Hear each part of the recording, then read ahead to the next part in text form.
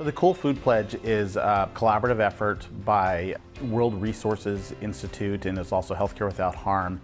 And the efforts with that is to try to find a way to decrease our greenhouse gas emissions from the foods that we purchase and prepare by 25% by 2030, based off of our numbers from 2015. We decided to sign the Cool Food Pledge as a UC system. So all the hospitals, all four of our campuses decided to sign the agreement together. So we thought it was another effort, another step in the right direction to work on our sustainability efforts, and just thought that this was the right thing to do. And again, it was another way to measure some metrics so that we can compare ourselves and see what we're doing and how the changes that we're making in our operations, how it's improving the sustainability and the environment.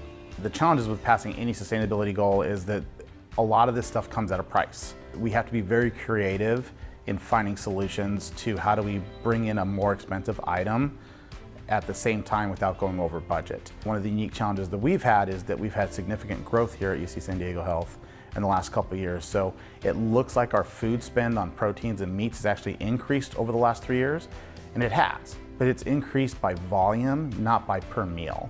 So that's one of the things that we're trying to do, is find a way to get, to be compliant with the goals and the efforts that we have, that we're trying to work with.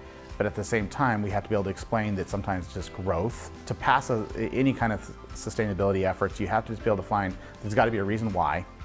There's got to be a way that you can do it, and then find a way to do it financially as well. Sometimes it doesn't make sense. Sometimes you have to revisit it and come back later when you have more information or a stronger argument to move forward with it.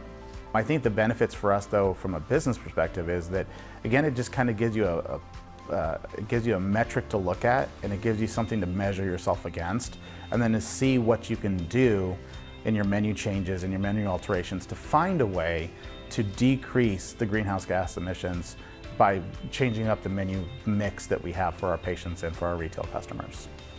I think the reason that other facilities and other healthcare organizations would want to try to pass, sustainability goals or pledges is that you want to be a part of the movement that's going in the right direction. There's a lot of things that are being driven by us from the outside and the expectations from the communities that we live in to be more sustainable, and this is just one of those ways for us to tie into what our community is looking for and to provide them with answers to, these are the efforts that we're trying to make.